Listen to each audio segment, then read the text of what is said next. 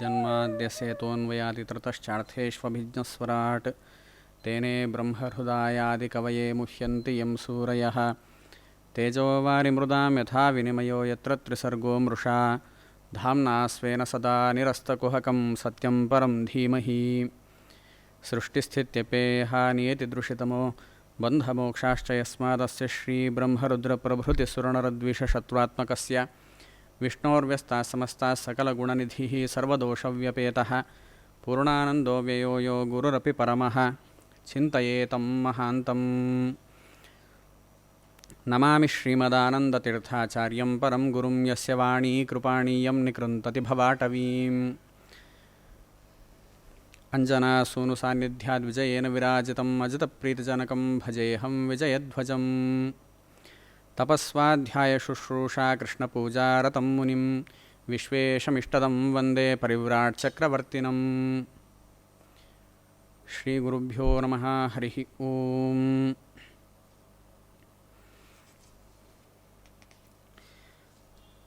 ಪರಮಪೂಜ್ಯರಾದ ಶ್ರೀ ವಿಜಯಧ್ವಜ ತೀರ್ಥರ ಆರಾಧನಾ ನಿಮಿತ್ತವಾಗಿ ಪೇಜಾವರ ಮಠಾಧೀಶರ ಆದೇಶದಂತೆ ಭಾಗವತದ ಉಪನ್ಯಾಸ ನಡೀತಾ ಬರ್ತಾ ಇದೆ. ಈ ಭಾಗವತ ಶ್ರವಣದಿಂದ ಲೋಕಕ್ಕೆ ಬಂದಿರತಕ್ಕಂತಹ ಸಂಕಷ್ಟ ಅದೆಲ್ಲ ಪರಿಹಾರ ಆಗಬೇಕು ಎಂಬುವಂಥದ್ದು ಪೇಜಾವರ ಶ್ರೀಗಳ ಉದಾತ್ತವಾಗಿರತಕ್ಕಂತಹ ಅಭಿಪ್ರಾಯ. ಅಂತಹ ಭಾಗವತವನ್ನು ಹೇಗೆ ಶ್ರವಣ ಮಾಡಬೇಕು? ಸುಮ್ಮನೆ ಹಾಗೆ ನಾವೇ ಭಾಗವತವನ್ನು ಅಧ್ಯಯನ ಮಾಡ್ತೇವೆ ಅಂತ ಹೇಳಿದರೆ ಅದರಿಂದ ಪ್ರಯೋಜನ ಇಲ್ಲ. ಯಾಕೆಂದರೆ ಶಾಸ್ತ್ರ ಹೇಳುತ್ತೆ, ಪುರಾಣಾರ್ಥಂ ವದನ್ಯಾತಿ ನರಕಂ ನಾತ್ರ ಸಂಶಯ. ಯಾರು ಪುರಾಣದ ಮೇಲ್ನೋಟದ ಅರ್ಥವನ್ನು ಹೇಳ್ತಾನೋ ಅಂಥವನು ನರಕವನ್ನೇ ಹೊಂದುತ್ತಾನೆ ಅಂತ ಹೇಳ್ತಾ ಇದ್ದಾರೆ. ಹಾಗಾಗಿ ನಿಜವಾದ ಪುರಾಣದ ಅರ್ಥ ಏನು ಅಂತ ನಮಗೆ ಗೊತ್ತಾಗಬೇಕು ಅಂತ ಹೇಳಿದರೆ ಮಹಾನುಭಾವರನ್ನೇ ಆಶ್ರಯಿಸಬೇಕು. ಅಂತಹ ಮಹಾನುಭಾವರಾಗಿರ್ತಕ್ಕಂಥವರು ಶ್ರೀ ವಿಜಯಧ್ವಜ ತೀರ್ಥರು. ಅವರು ಭಾಗವತವನ್ನು ಮೈಗೂಡಿಸಿಕೊಂಡಿದ್ದಾರೆ ಅಂತ ನಮಗೆ ಅವರ ವಾಕ್ಯಗಳಿಂದಲೇ ಗೊತ್ತಾಗ್ತಾ ಇದೆ. ಅವರು ಇಡೀ ಭಾಗವತ ಗ್ರಂಥಕ್ಕೆ ವ್ಯಾಖ್ಯಾನವನ್ನು ಮಾಡಿ ಕೊನೆಗೆ ಹೇಳುವಂತಹ ಮಾತು, ಇದರಿಂದ ಪರಮಾತ್ಮ ಏನಾದರೂ ಪ್ರಸನ್ನನಾಗಿದ್ದಾನೆ ಅಂತ ಹೇಳಿದರೆ ಅವನು ನನಗೇನು ಕೊಡಬೇಕು ಅಂತ ಹೇಳಿದರೆ ಪ್ರಾಗ್ ನಿಷ್ಕಿಂಚನತಾಂ, ನನಗೆ ದಾರಿದ್ರ್ಯವನ್ನು ಕೊಡಲಿ ಅಂತ ಪ್ರಾರ್ಥನೆ ಮಾಡ್ತಾ ಇದ್ದಾರೆ. ಇಷ್ಟು ವೈರಾಗ್ಯತೋ ಭಕ್ತಿದಾರ್ಢ್ಯಂ. ಯಾವಾಗ ವೈರಾಗ್ಯ ಇರುತ್ತೋ ಅದರಿಂದ ಭಕ್ತಿ ಅನ್ನೋದು ದೃಢವಾಗತ್ತೆ ಅಂತ ಶಾಸ್ತ್ರ ಹೇಳ್ತಾ ಇದೆ. ಹೀಗೆ ಭಾಗವತವನ್ನು ಮೈಗೂಡಿಸಿಕೊಂಡಿದ್ದಾರೆ ವಿಜಯಧ್ವಜ ತೀರ್ಥರು. ಅವರಿಗೆ ಆ ವೈರಾಗ್ಯ ಬರಲಿಕ್ಕೆ ಕಾರಣ ಏನು ಅಂತ ಹೇಳಿದರೆ ಅವರಂತಹ ಗುರುಗಳನ್ನು ಆಶ್ರಯಿಸಿದ್ದಾರೆ. ಯಾರನ್ನು? ಆಚಾರ್ಯ ಮಧ್ವರನ್ನು ಗುರುಗಳನ್ನಾಗಿ ಆಶ್ರಯಿಸಿದ್ದಾರೆ. ಆಚಾರ್ಯ ಮಧ್ವರನ್ನು ವರ್ಣನೆ ಮಾಡ್ತಾ ಮಧ್ವ ವಿಜಯದಲ್ಲಿ ಒಂದು ಮಾತನ್ನು ಹೇಳ್ತಾರೆ. ಎಂಥವರು ಆಚಾರ್ಯ ಮಧ್ವರು? ವಿಭೂಷಣೋ ಭೂರಿ ವಿರಕ್ತಿ ಭೂಷಣ. ಭಾರಿ ವೈರಾಗ್ಯ ಎಂಬುವಂಥದ್ದೇ ಅವರ ಭೂಷಣ ಅಂತ. ಬೇರೆ ಯಾವ ಭೂಷಣವೂ ಕೂಡ ಇಲ್ಲ. ಭಾರಿ ವೈರಾಗ್ಯ ಅದು ಅವರ ಭೂಷಣವಾಗಿದೆ ಎಂಬುದಾಗಿ ಅವರನ್ನು ಸ್ತೋತ್ರ ಮಾಡ್ತಾ ಇದ್ದಾರೆ. ಅಂತಹ ಆಚಾರ್ಯ ಮಧ್ವರನ್ನು ಅವಲಂಬಿಸಿದ್ದಾರಾದ್ದರಿಂದ ಪೇಜಾವರ ಮಠದ 6ನೇ ಪೀಠಾಧಿಪತಿಗಳಾಗಿರತಕ್ಕಂತಹ ಶ್ರೀ ವಿಜಯಧ್ವಜ ತೀರ್ಥರಿಗೂ ಕೂಡ ಇಂತಹ ವೈರಾಗ್ಯ ಲಭಿಸಿದೆ. ಹಾಗೆ ಅವರು ತಮ್ಮ ಸಾಧನೆಯನ್ನು ಮಾಡಿಕೊಂಡಿದ್ದಾರೆ. ಆ ಭಾಗವತದ ವ್ಯಾಖ್ಯಾನವನ್ನು ಅಕಸ್ಮಾತ್ತಾಗಿ ನಮಗೆ ಆಚಾರ್ಯರು ಕೊಟ್ಟಿರಲಿಲ್ಲ ಅಂದರೆ ಏನು ಗತಿ ಆಗ್ತಾಯಿತ್ತು? ಭಾಗವತದಲ್ಲಿ ಮೊದಲು ಹೇಳಬೇಕಾಗಿರುವಂತಹ ಸಂಗತಿಯನ್ನು ಆಮೇಲೆ ಹೇಳೋದು ಅಥವಾ ಆಮೇಲೆ ಹೇಳಬೇಕಾದ ಸಂಗತಿಯನ್ನು ಮೊದಲು ಹೇಳೋದು, ಇಂಥದ್ದನ್ನು ಮಾಡ್ತಾರೆ. ಯಾಕೆಂದರೆ ಎಲ್ಲರಿಗೂ ಸುಲಭವಾಗಿ ಭಾಗವತ ಅರ್ಥ ಆಗಬಾರ್ದು ಅನ್ನೋ ಕಾರಣಕ್ಕಾಗಿ ವ್ಯಾಸರ ಹಾಗೆ ಮಾಡೋದಿದೆ. ಅದಕ್ಕೆ ಒಂದು ದೃಷ್ಟಾಂತ ಅಂತ ಹೇಳಿದರೆ, ಈ ದಶಮಸ್ಕಂಧದ ಉತ್ತರಾರ್ಧದಲ್ಲಿ ಬರುವಂತಹ ವಿಷಯ ಏನಂತ ಹೇಳ್ತಾ ಇದ್ದಾರೆ? ಪರಮಾತ್ಮ ಕರವೀರಪುರಕ್ಕೆ ಹೋದ ಅಂತ. ಕರವೀರಪುರಕ್ಕೆ ಬಂದಾಗ ಅಲ್ಲಿ ಶಂಖನಾದವನ್ನು ಮಾಡಿದ್ದಾನೆ.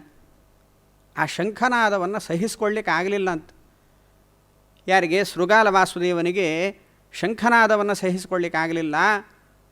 ಅವನು ಕೃಷ್ಣನ ಮೇಲೆ ಯುದ್ಧಕ್ಕೆ ಬಂದ ಅಂತ. ಹಾಗೆ ಯುದ್ಧಕ್ಕೆ ಬಂದಾಗ ಕೃಷ್ಣ ಯಾವ ರಥವನ್ನು ತಗೊಂಡು ಹೋಗಿಲ್ಲ, ಏನೂ ಇಲ್ಲ. ಅವನು ಗೋಮಂತ ಪರ್ವತದಿಂದ ಬರ್ತಾ ಇದ್ದಾನೆ.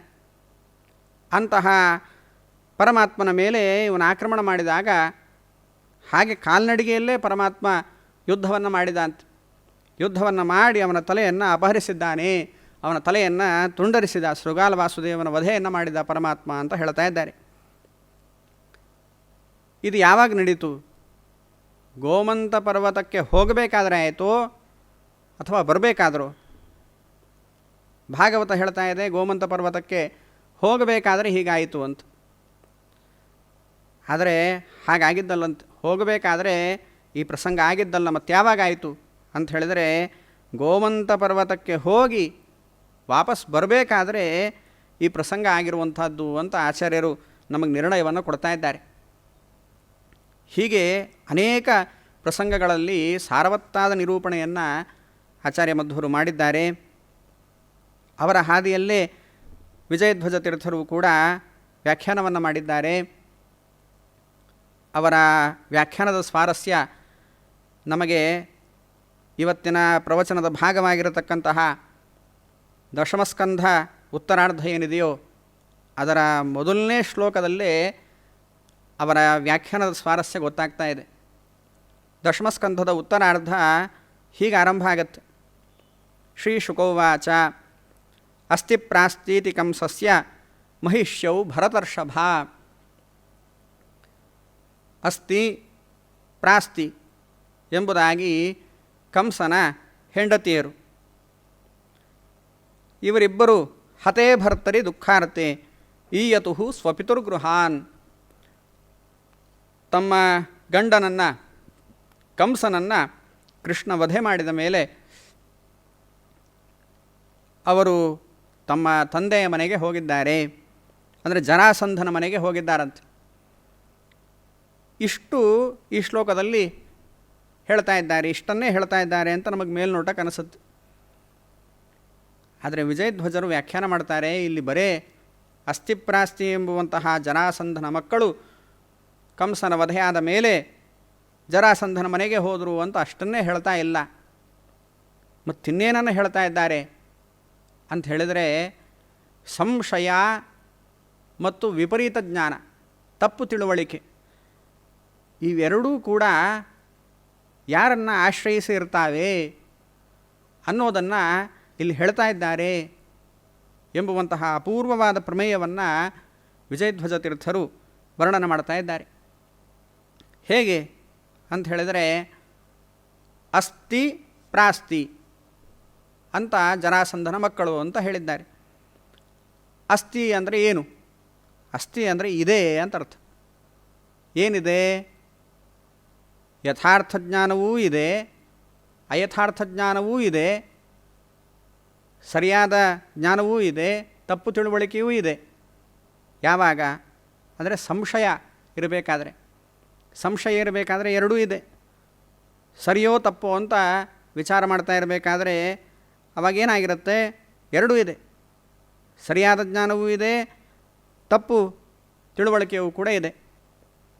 ಹಾಗೆಯೇ ಅಸ್ತಿ ಅಂದರೆ ಯಥಾರ್ಥ ಜ್ಞಾನ ಇದೆ, ಇದೆ ಅಂದರೆ ಅದರರ್ಥ ಸಂಶಯ ಅಂತ ಅರ್ಥ. ಯಾವಾಗ ಯಥಾರ್ಥ ಜ್ಞಾನವೂ ಇರುತ್ತೆ, ಸಂಶಯ ಇದ್ದಾಗ. ಹಾಗಾಗಿ ಅಸ್ತಿ ಎಂಬ ಶಬ್ದಕ್ಕೆ ಏನಂತ ಅರ್ಥ? ಸಂಶಯ ಅಂತ ಅರ್ಥ. ಅಥವಾ ಅಸ್ತಿ ಅಂತ ಹೇಳಿದರೆ ಅದು ಅಸು ನಿರಸನೆ ಅಂತ ಧಾತು.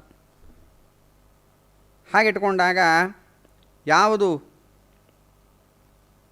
ಯಥಾರ್ಥ ಜ್ಞಾನವನ್ನು ಅಂಶತಃ ದೂರ ಮಾಡುತ್ತೋ, ಒಂದು ಭಾಗದಿಂದ ಯಥಾರ್ಥ ಜ್ಞಾನವನ್ನು ದೂರ ಮಾಡುತ್ತೋ ಅದು ಅಸ್ತಿ ಅಂತ.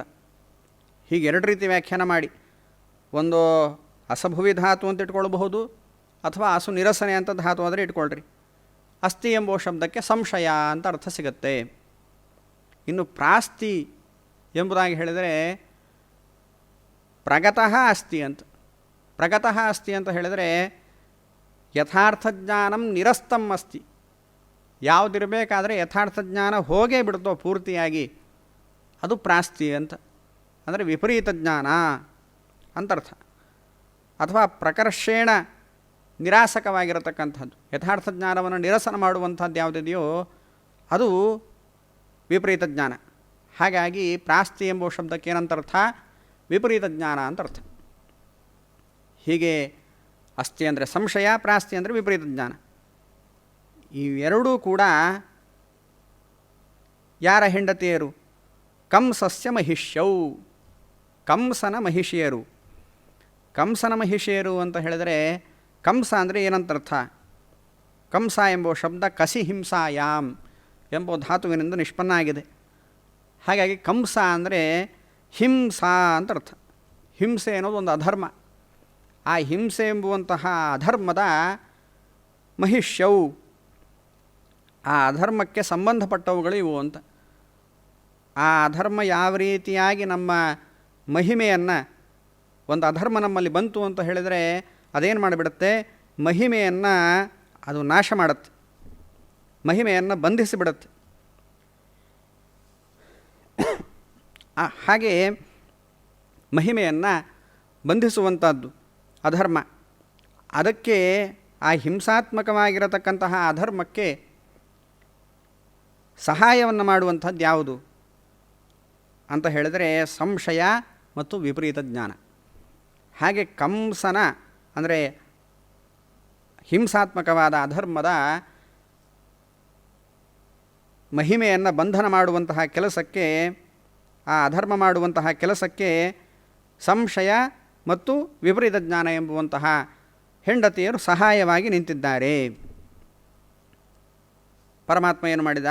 ಕಂಸನನ್ನು ವಧೆ ಮಾಡಿದ. ಕಂಸನನ್ನು ವಧೆ ಮಾಡಿದಾಗ ಆವಾಗ ಹಿಂಸಾತ್ಮಕವಾದ ಅಧರ್ಮ ಹೊರಟೋಯ್ತು. ಅದು ಹೊರಟೋದಾಗ ಏನು ಮಾಡಬೇಕು? ಇವುಗಳಿಗೆ ಗತಿ ಇಲ್ಲ ಅಂತಾಯಿತು. ಸಂಶಯ ಮತ್ತು ವಿಪರೀತ ಜ್ಞಾನ ಎಲ್ಲಿ ಹೋಗಬೇಕು ಅಂತ ಗೊತ್ತಾಗಲಿಲ್ಲಂತ. ಹಾಗಾಗಿ ಅವೇನು ಮಾಡ್ತಾ ಇವೆ ಅಂತ ಹೇಳಿದರೆ, ಯಾವಾಗ ಹಿಂಸೆ ಎಂಬ ಅಧರ್ಮವನ್ನು ಕಳ್ಕೊಂಡು ಬಿಟ್ವೋ ಆವಾಗ ಜರಾಸಂಧನ ಮನೆಗೆ ಹೋದವು ಅಂತ ಹೇಳ್ತಾ ಇದ್ದಾರೆ. ಜರಾಸಂಧನ ಮನೆಗೆ ಹೋಗೋದು ಅಂದರೆ, ಜರಾಸಂಧ ಅಂದರೆ ಏನಂತರ್ಥ? ಜರಾ ಅಂತ ಹೇಳಿದರೆ ಜೃಶ್ವಯೋಹಾನವು ಅಂತ ಧಾತು. ಆ ಧಾತುವಿನಿಂದ ನಿಷ್ಪನ್ನವಾದ ಶಬ್ದ. ಆದ್ದರಿಂದ ಏನಂತ ಹೇಳ್ತಾ ಇದೆ ಅದು? ನಮ್ಮ ವಯಸ್ಸಿನ ಹಾನಿಗೆ, ಆಯುಷ್ಯದ ಹಾನಿಗೆ ಕಾರಣವಾಗಿರತಕ್ಕಂಥದ್ದು.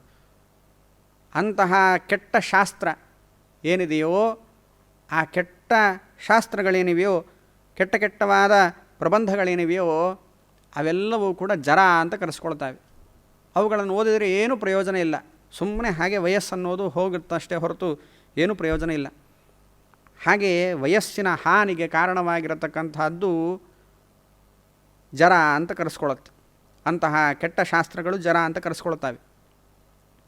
ಆ ಕೆಟ್ಟ ಶಾಸ್ತ್ರಗಳಲ್ಲಿಯೇ ಸಂಧ ನಿಶ್ಚಯ ಅಂದರೆ ಅದರಲ್ಲಿಯೇ ಯಾರಿಗೆ ಅದನ್ನು ನಾನು ಬಿಡೋದಿಲ್ಲ ಎಂಬುವಂತಹ ಹಠ ಇದೆಯೋ, ಕೆಟ್ಟ ಶಾಸ್ತ್ರ ಅದರ ಮೇಲೆ ಅಭಿಮಾನ, ಅದನ್ನು ನಾನು ಬಿಡೋದಿಲ್ಲ, ಅದು ನನ್ನ ವಯಸ್ಸಿನ ಹಾನಿಗೆ ಕಾರಣವಾಗಲಿ, ಎಷ್ಟೇ ಪಾಪಕ್ಕೆ ಕಾರಣ ಆಗಲಿ, ಕೆಟ್ಟ ಶಾಸ್ತ್ರವನ್ನು ನಾನು ಬಿಡೋದಿಲ್ಲ. ಯಾಕಂದರೆ ನಾನು ಅಲ್ಲಿ ಹುಟ್ಟುಬಿಟ್ಟಿದ್ದೇನೆ, ಅಂತಹ ಶಾಸ್ತ್ರದಲ್ಲಿ ನಾನು ಹುಟ್ಟುಬಿಟ್ಟಿದ್ದೇನೆ, ಅದನ್ನೇ ನಾನು ಅವಲಂಬಿಸಿಕೊಂಡಿರಬೇಕು ಅಂತ ಅದರಲ್ಲೇ ಯಾರು ಆಸಕ್ತನಾಗಿಬಿಡ್ತಾನೋ, ಅದನ್ನು ಸತ್ರು ನಾನು ಬಿಡಲ್ಲ ಅಂತ ಯಾರಿಗೆ ಆಸಕ್ತಿ ಇರುತ್ತೋ ಅಂಥವನನ್ನು ಜರಾಸಂಧ ಅಂತ ಕರೀತಾರೆ. ಆ ಜರಾಸಂಧನ ಮನೆಗೆ ಇದು ಹೋಯಿತು. ಅಂದರೆ ಜರಾಸಂಧನ ಪ್ರಮೇಯಗಳು ಅಂದರೆ ಅವನ ತಲೆಯ ವಿಚಾರಗಳೇನಿದೆಯೋ ಆ ವಿಚಾರಗಳಿಗೆ ಇದು ಪ್ರವೇಶ ಮಾಡುತ್ತೆ ಅಂತ. ಅಂದರೆ ಅವನು ಏನು ತಿಳ್ಕೊಂಡ್ರೂ ಕೂಡ ಅವನಿಗೆ ಬರೇ ಸಂಶಯ ಮತ್ತು ತಪ್ಪು ತಿಳುವಳಿಕೆನೇ ಬರುತ್ತೆ. ಹಾಗೆ ಅವನು ನಾಶವನ್ನು ಹೊಂದುತ್ತಾನೆ. ಹಾಗಾಗಿ ಈ ಇಡೀ ಭಾಗವತ ನಮಗೇನನ್ನು ಹೇಳ್ತಾ ಇದೆ ಅಂತ ಹೇಳಿದರೆ ಬರೇ ಕಥೆಯನ್ನು ಹೇಳ್ತಾ ಇಲ್ಲ, ಈ ಥರ ಆಧ್ಯಾತ್ಮಿಕ ಅರ್ಥವನ್ನು ಇದು ವರ್ಣನೆ ಮಾಡ್ತಾ ಇದೆ ಎಂಬುವಂತಹ ಪ್ರಮೇಯವನ್ನು ತಿಳಿಸ್ತಾ ಇದ್ದಾರೆ. ಒಂದು ಶ್ಲೋಕಕ್ಕೆ ಹೀಗೆ ವ್ಯಾಖ್ಯಾನ ಮಾಡಿ ಅವರು ಹೇಳ್ತಾರೆ, ಸಮಗ್ರ ಭಾಗವತ ಈ ಮುಂದಿನ ಎಲ್ಲ ಪ್ರಸಂಗದಲ್ಲೂ ಕೂಡ ಈ ಆಧ್ಯಾತ್ಮಿಕವಾದ ಅರ್ಥ ಇದೆ. ಆದರೆ ಅದನ್ನು ಗ್ರಂಥಬಾಹುಲ್ಯ ಭೀರುಣ ಮಯಾನ ಪ್ರದರ್ಶತೆ, ಅದನ್ನು ನಾನು ಗ್ರಂಥ ಜಾಸ್ತಿ ಆಗುತ್ತೆ ಎಂಬ ಕಾರಣಕ್ಕಾಗಿ ಪ್ರತ್ಯೇಕವಾಗಿ ತೋರಿಸ್ಲಿಕ್ಕೆ ಹೋಗೋದಿಲ್ಲ, ನೀವು ಅನುಸಂಧಾನ ಮಾಡಿಕೊಳ್ಳ್ರಿ ಅಂತ ಹೇಳ್ತಾರೆ. ಹೀಗೆ ಸಮಗ್ರ ಭಾಗವತವನ್ನು ಈ ಥರ ಆಧ್ಯಾತ್ಮಿಕ ದೃಷ್ಟಿಯಲ್ಲಿ ನೋಡಿದ ಮಹಾನುಭಾವರು ವಿಜಯಧ್ವಜತೀರ್ಥರು. ಹಾಗೆಯೇ ಮುಂದೆ ಮತ್ತಿನ್ನೊಂದು ಪ್ರಸಂಗವನ್ನು ವರ್ಣನೆ ಮಾಡ್ತಾ ಇದ್ದಾರೆ. ಈ ಇಬ್ಬರು ಕೂಡ ಆಸ್ತಿಪ್ರಾಸ್ತಿ ಇವರು ಜರಾಸಂಧನನ್ನು ಅವಲಂಬಿಸಿದ್ದಾರೆ. ಹಾಗೆ ಜರಾಸಂಧನ ಹತ್ತಿರ ಹೋದಾಗ ಜರಾಸಂಧ ಕೃಷ್ಣನ ಮೇಲೆ ಕೋಪದಿಂದ ಅನೇಕ ಬಾರಿ ಯುದ್ಧ ಮಾಡಿದ ಅಂತ. ಎಷ್ಟು ಬಾರಿ ಯುದ್ಧ ಮಾಡಿದ? 18 ಬಾರಿ ಯುದ್ಧವನ್ನು ಮಾಡಿದ್ದಾನಂತ. ಹಾಗೆ 18 ಬಾರಿ ಯುದ್ಧವನ್ನು ಮಾಡಿದಾಗಲೂ ಕೂಡ 23 ಅಕ್ಷೋಹಿಣಿ ಸೇನೆ ತಗೊಂಡು ಬಂದು ಯುದ್ಧ ಮಾಡಿದ. ಪ್ರತಿ ಬಾರಿಯೂ ಕೂಡ ಪರಮಾತ್ಮನ ಹತ್ತಿರ ಸೋತು ಹೋಗಿದ್ದಾನೆ. ಹೀಗೆ ಆ ಜರಾಸಂಧನನ್ನು ಪರಮಾತ್ಮ ಅವನನ್ನು ಸೋಲಿಸಿದ್ದಾನೆ, ಅನೇಕ ಬಾರಿ ಸೋಲಿಸಿದ್ದಾನೆ. ಆದರೆ 18ನೇ ಬಾರಿ ಸೋಲಿಸಬೇಕಾದ್ರೆ ಮಾತ್ರ ಸ್ವಲ್ಪ ಜರಾಸಂಧನಿಗೆ ವಿಶ್ವಾಸ ಬರುವಂತೆ ಮಾಡಿದ ಅಂತ. ನಾನು ಗೆಲ್ಲಬಹುದು ಕೃಷ್ಣನ ಮೇಲೆ ಎಂಬುವಂತಹ ವಿಶ್ವಾಸ ಬರುವಂತೆ ಪರಮಾತ್ಮ ನಡ್ಕೊಂಡಿದ್ದಾನಂತ. ಹೀಗೆ ಪರಮಾತ್ಮ ಅನೇಕ ಬಾರಿ ಜರಾಸಂಧನನ್ನು ಸೋಲಿಸಿದ್ದಾನೆ ಅಂತ ವರ್ಣನೆ ಮಾಡ್ತಾ ಇದ್ದಾರೆ. ಮುಂದೆ ಆ ಪರಮಾತ್ಮ ರುಕ್ಮಿಣೀ ದೇವಿಯನ್ನು ವಿವಾಹ ಮಾಡಿಕೊಂಡ ಪ್ರಸಂಗ, ಹಾಗೆಯೇ ಈ ಎಲ್ಲ ಜರಾಸಂಧಾದಿಗಳನ್ನು ಲೆಕ್ಕಿಸದೆ ರುಕ್ಮಿಣೀ ದೇವಿಯನ್ನು ಅಪಹಾರ ಮಾಡಿ ಮದುವೆ ಮಾಡಿಕೊಂಡ ಪ್ರಸಂಗ, ಮುಂದೆ ಆ ಅಷ್ಟ ಮಹಿಷಿಯರನ್ನು ಪರಮಾತ್ಮ ಸ್ವೀಕಾರ ಮಾಡಿರುವಂತಹ ಪ್ರಸಂಗ ಅದನ್ನು ಹೇಳ್ತಾ ಇದ್ದಾರೆ. ಪರಮಾತ್ಮ ಸತ್ಯಭಾಮೆಯನ್ನು ವಿವಾಹ ಮಾಡಿಕೊಂಡ. ಸತ್ಯಭಾಮಾದೇವಿ ಆ ಸತ್ರಾಜಿತನ ಮಗಳು. ಆ ಪರಮಾತ್ಮನ ಮೇಲೆ ತಪ್ಪು ಅಪವಾದವನ್ನು ಹಾಕಿದ. ಇವನು ಸ್ಯಮಂತಕಮಣಿಯನ್ನು ಅಪಹಾರ ಮಾಡಿದ್ದಾನೆ ಅಂತ ಅಪವಾದವನ್ನು ಹಾಕಿದ. ಆ ಅಪವಾದವನ್ನು ಪರಿಹಾರ ಮಾಡಿಕೊಂಡ ಕೃಷ್ಣ ಅದರ ಪ್ರಾಯಶ್ಚಿತ್ತ ರೂಪದಲ್ಲಿ ಇವನೇನು ಮಾಡಿದ್ದಾನೆ ಅಂತ ಹೇಳಿದರೆ, ಪರಮಾತ್ಮನಿಗೆ ತನ್ನ ಮಗಳನ್ನು ಒಪ್ಪಿಸಿಕೊಟ್ಟಿದ್ದಾನೆ ಎಂಬುದಾಗಿ ಹೇಳ್ತಾ ಇದ್ದಾರೆ. ಇಲ್ಲಿ ಸತ್ಯಭಾಮಾದೇವಿ ಈ ಪ್ರಸಂಗವನ್ನು ಮುಂದೆ ವರ್ಣನೆ ಮಾಡ್ತಾಳೆ. ಯಾವಾಗ ಅಂತ ಹೇಳಿದರೆ, ದ್ರೌಪದಿ ದೇವಿಯ ಒಟ್ಟಿಗೆ ಭೇಟಿಯಾದಾಗ ಎಲ್ಲ ಅಷ್ಟಮಹಿಷಿಯರು ಕೂಡ ಕೃಷ್ಣನ ಸ್ತೋತ್ರವನ್ನು ಮಾಡ್ತಾರೆ. ಹಾಗೆ ಸ್ತೋತ್ರ ಮಾಡಬೇಕಾದ್ರೆ ಸತ್ಯಭಾಮಾದೇವಿಯು ಕೂಡ ಕೃಷ್ಣನ ಬಗ್ಗೆ ಹೇಳ್ತಾ ತಿಳಿಸ್ತಾ ಇದ್ದಾಳೆ. ಪರಮಾತ್ಮ ಎಂಥವನು? ಯೋಮೇ ಸನಾಭಿವಧ ತಪ್ತ ಹೃದಾ ತತೇನ ಲಿಪ್ತಾಭಿಶಾಪಂ ಅಪಮಾಷ್ಟುಮುಪಾಜಹಾರ ಜಿತ್ವಕ್ಷರಾಜಮಥ ರತ್ನಮದಾತ್ಸತೇನ ನೀತಚ್ಛಿದಾದಿಶತಮಾಂ ಪ್ರಭವೇಪಿ ದತ್ತಾಂ. ಪರಮಾತ್ಮ ಅವನ ಮೇಲೆ ಅಪವಾದ ಬಂದಿದೆ. ಸ್ವತಃ ನನ್ನ ತಂದೆನೇ ಸತ್ರಾಜಿತರಾಜನೇ ಅಪವಾದವನ್ನು ಹಾಕಿದ್ದಾನೆ. ಹಾಗೆ ಅಪವಾದವನ್ನು ಹಾಕಿದಾಗ ಅದನ್ನು ಪರಮಾತ್ಮ ಪರಿಹಾರ ಮಾಡಿಕೊಂಡ.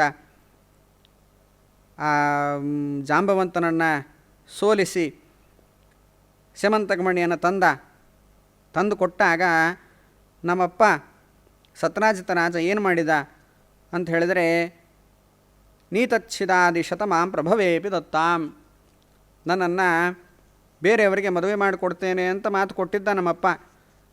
ಹಾಗಿದ್ದರೂ ಕೂಡ ಆ ಶತಧನ್ವನಿಗೆ ಕೊಡ್ತೇನೆ ಅಂತ ಮಾತು ಕೊಟ್ಟಿದ್ದರೂ ಕೂಡ ಏನು ಮಾಡಿದ? ಈ ಪ್ರಾಯಶ್ಚಿತ್ತ ರೂಪದಲ್ಲಿ ನಾನು ಪರಮಾತ್ಮನಿಗೆ ಇಷ್ಟು ದ್ರೋಹ ಮಾಡಿಬಿಟ್ಟೆ, ದೊಡ್ಡವರಿಗೆ ನಾನು ಇಂತಹ ಅವಜ್ಞೆಯನ್ನು ಮಾಡಿಬಿಟ್ಟೆ ಅಂತ ಹೇಳಿ ಪ್ರಾಯಶ್ಚಿತ್ತ ರೂಪದಲ್ಲಿ ಆ ಸ್ಯಮಂತಕಮಣಿಯ ಒಟ್ಟಿಗೆ ತನ್ನ ಕನ್ಯಾರತ್ನವನ್ನು ಕೂಡ ಕೊಡ್ತೇನೆ ಅಂತ ಆ ಸತ್ರಾಜಿತರಾಜ ಕೊಟ್ಟಿದ್ದಾನೆ ಅಂತ ಹೀಗೆ ತಿಳಿಸ್ತಾ ಇದ್ದಾರೆ. ಆದರೆ ಆಚಾರ್ಯ ಮಧ್ವರು ಇಲ್ಲೇನಾದರೂ ಕೂಡ ನಮಗೆ ನೀತಚ್ಛಿದಾದಿಶತ ಅಂತ ನಮಗೆ ಆ ಪಾಠವನ್ನು ತೋರಿಸಿಕೊಟ್ಟಿರಲಿಲ್ಲ ಅಂದರೆ ಏನು ಅನರ್ಥ ಆಗ್ತಾಯಿತ್ತು ಅಂತ ಹೇಳಿದರೆ, ಬೇರೆ ವ್ಯಾಖ್ಯಾನಕಾರರು ತಪ್ಪು ಪಾಠವನ್ನು ಇಟ್ಕೊಂಡು ಬಿಟ್ಟಿದ್ದಾರೆ. ಭೀತಃ ಪಿತಾದಿಶತಮಾಂ ಅಂತ ಹೇಳಿದ್ದಾರೆ. ಭೀತ ಪಿತಾದಿಶತಮಾಂ ಅಂದರೆ ಈ ಸತ್ರಾಜಿತ ರಾಜ ಹೆದರಿಬಿಟ್ಟ ಅಂತ. ಯಾವಾಗ ಕೃಷ್ಣ ಆ ಸ್ಯಮಂತಕ ಮಣಿಯನ್ನು ತಂದು ಕೊಟ್ಟನೋ ಆವಾಗ ನಾನು ಇಂತಹ ಕೃಷ್ಣನ ವಿರೋಧ ಮಾಡಿಬಿಟ್ಟೆ, ಎಲ್ಲಾದರೂ ಕೃಷ್ಣ ನನ್ನನ್ನು ಮುಂದೆ ಏನು ಮಾಡಿಬಿಡ್ತಾನೋ ಏನೋ ಅಂತ ಭಯ. ಆ ಭಯದಿಂದ ಅವನೇನು ಮಾಡಿದ, ನನ್ನನ್ನು ಮದುವೆ ಮಾಡಿಕೊಟ್ಟ ಅಂತ ಸತ್ಯಭಾಮಾದೇವಿ ಹೇಳಿದ್ದಾಳೆ ಅಂತ ಅರ್ಥ ಬಂದುಬಿಡುತ್ತೆ. ಯಾವಾಗ ಬೇರೆ ವ್ಯಾಖ್ಯಾನಕಾರರು ಇಟ್ಕೊಂಡಿರುವಂತಹ ಪಾಠ ಭೀತಃ ಪಿತಾದಿಶತ ಅಂತ ಅರ್ಥವನ್ನು ಇಟ್ಕೊಂಡ್ಬಿಟ್ರೆ ಇಂತಹ ಅನರ್ಥ, ತಪ್ಪು ಅರ್ಥ ನಮಗೆ ಬರಲಿಕ್ಕೆ ಸಾಧ್ಯ ಇದೆ. ಅದಕ್ಕೆ ಆಚಾರ್ಯರು ವ್ಯಾಖ್ಯಾನ ಮಾಡ್ತಾ ಹೇಳ್ತಾ ಇದ್ದಾರೆ, ಎಷ್ಟು ಸೊಗಸಾದ ವ್ಯಾಖ್ಯಾನ. ನೀತಚ್ಛಿತ್ ಭಗವತ ಪ್ರಾಪ್ತಭೇದ. ಇಲ್ಲಿ ಭೀತಪಿತ ಅಂತ ಪಾಠ ಅಲ್ಲ, ನೀತಚ್ಛಿತ್ ಅಂತ ಪಾಠವನ್ನು ಹೇಳ್ತಾ ಇದ್ದಾರೆ. ಏನದರ ಅರ್ಥ? ನೀತಚ್ಛಿತ್ ಅಂತ ಹೇಳಿದರೆ ನೀತಾ ಪ್ರಾಪ್ತ ಛಿತ್ ಭಗವತಾ ಸಹ ಭೇದ ವಿರೋಧ ಏನು ಸಹ ಅಂದರೆ ಅವನು ಪರಮಾತ್ಮನಿಗೆ ದ್ರೋಹ ಮಾಡಿದ್ದೇನೆ ನಾನು ಎಂಬುವಂತಹ ಭಾವನೆಯನ್ನು ಹೊಂದಿದ್ದ.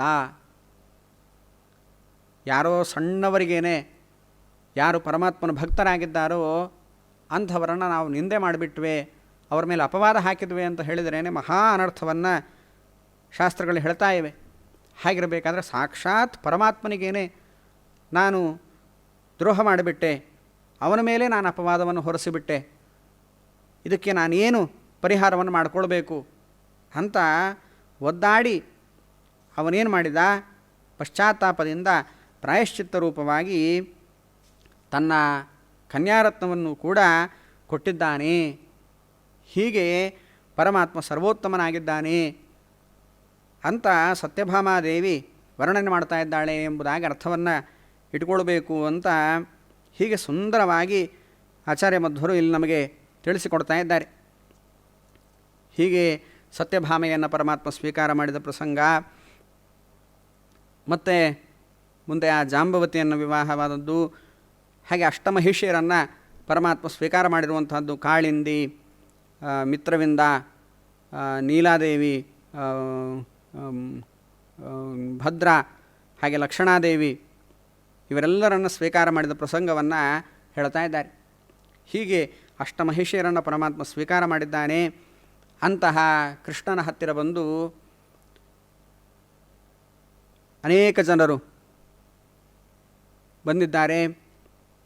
ನರಕಾಸುರನ ಸಮಸ್ಯೆಯನ್ನು ಹೇಳ್ತಾ ಇದ್ದಾರೆ. ಮುಖ್ಯವಾಗಿ ಇಂದ್ರ ಬಂದು ನರಕಾಸುರನ ಉಪದ್ರವವನ್ನು ವರ್ಣನೆ ಮಾಡ್ತಾ ಇದ್ದಾನೆ. ಏನು ಮಾಡಿದ್ದಾನೆ ನರಕಾಸುರ ಅಂತ ಹೇಳಿದರೆ, ಅವನು ಈ ಅದಿತಿ ದೇವಿ, ಇಂದ್ರನ ತಾಯಿ ಏನಿದ್ದಾಳೋ ಅವಳ ಕುಂಡಲವನ್ನು ಅಪಹಾರ ಮಾಡಿದ್ದಾನಂತೆ.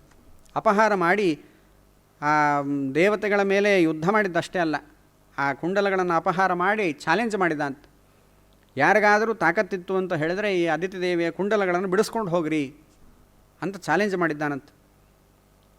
ಹೀಗೆ ಇಂತಹ ಉಪದ್ರವವನ್ನು ಅವನು ಕೊಡ್ತಾ ಇದ್ದಾನೆ ಎಂಬುದಾಗಿ ಹೇಳಿದಾಗ ಪರಮಾತ್ಮ ಅವನ ಮಾತನ್ನು ಕೇಳಿ ಆ ನರಕಾಸುರನ ವಧೆಗಾಗಿ ಪರಮಾತ್ಮ ಹೊರಟಿದ್ದಾನೆ. ಹಾಗೆ ಹೋಗಿ ಆ ಸತ್ಯಭಾಮಾದೇವಿಯ ಒಟ್ಟಿಗೆ ಕೂಡಿಕೊಂಡು ಪರಮಾತ್ಮ ನರಕಾಸುರನನ್ನು ಸಂಹಾರ ಮಾಡಿದ ಅಂತ.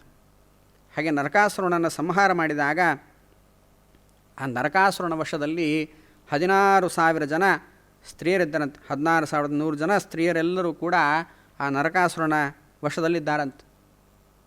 ಯಾರವರೆಲ್ಲ? ಎಲ್ಲ ರಾಜಕುಮಾರಿಯರು. ಅವರೆಲ್ಲರನ್ನೂ ಕೂಡ ತನ್ನ ವಶದಲ್ಲಿ ಇಟ್ಕೊಂಡಿದ್ದ ಅಂತ. ಯಾಕೆ ಅಂತ ಹೇಳಿದರೆ, ಇದು ಅವರನ್ನು ಬೇರೆಯವರಿಗೆ ಮದುವೆ ಮಾಡಿಕೊಟ್ಟು ಬಿಟ್ಟರೆ ಅವರು ರಾಜರಾಗಿಬಿಟ್ಟು ನಮ್ಮ ವಿರುದ್ಧ ಬರಬಹುದು. ಹಾಗಾಗಬಾರ್ದು ಅನ್ನೋ ಕಾರಣಕ್ಕಾಗಿ ಆ ಎಲ್ಲ ರಾಜಕುಮಾರಿಯನ್ನು ಈ ಥರ ಅಪಹಾರ ಮಾಡಿ ಇಟ್ಕೊಂಡಿದ್ದಂತೆ. ಅಂತಹ 16,100 ಜನ ರಾಜಕುಮಾರಿಯರೇನಿದ್ದಾರೋ ಅವರೆಲ್ಲರೂ ಕೂಡ ತಮಗೆ ಗತಿ ಇಲ್ಲ ಎಂಬುವಂತಹ ಸ್ಥಿತಿಯಲ್ಲಿ ಪರಮಾತ್ಮನ ಹತ್ತಿರ ಹೇಳ್ತಾ ಇದ್ದಾರೆ, ನಮ್ಮನ್ನು ಯಾರು ಸ್ವೀಕಾರ ಮಾಡ್ತಾರೆ? ನರಕಾಸುರನ ವಶದಲ್ಲಿ ನಾವಿದ್ದೇವೆ ಅಂತ ತಿಳಿದುಕೊಂಡ ಎಲ್ಲರೂ ಕೂಡ ನಮ್ಮ ಚರಿತ್ರೆಯನ್ನು ಶಂಕೆ ಮಾಡ್ತಾರೆ, ನಮ್ಮನ್ನು ಯಾರು ಸ್ವೀಕಾರ ಮಾಡ್ತಾರೆ ಅಂತ ಹೇಳಿದಾಗ ಪರಮಾತ್ಮ ಆ ಎಲ್ಲರನ್ನು ಕೂಡ ತಾನು ಸ್ವೀಕಾರ ಮಾಡಿ ಅವರಿಗೆ ಜೀವನವನ್ನು ಕೊಡ್ತಾ ಇದ್ದಾನೆ. ಹಾಗೆಯೇ ಆ ನರಕಾಸುರನ ವಧೆಯ ಪ್ರಸಂಗವನ್ನು ವರ್ಣನೆ ಮಾಡಿ ಮುಂದೆ ಪರಮಾತ್ಮ ಈ